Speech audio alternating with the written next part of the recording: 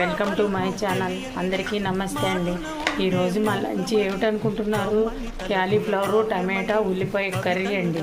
చూసారా ఎంత బాగుందో. అలాగేనండి చారు అండి. కొంచెం చలికాలం కదండి, చారు పోసుకుంటేనండి జలుబులు గిలుబులు రావండి. అది మిరియాల చారు అండి. అలాగే బ్రౌన్ రైస్ చూసారు కదండి.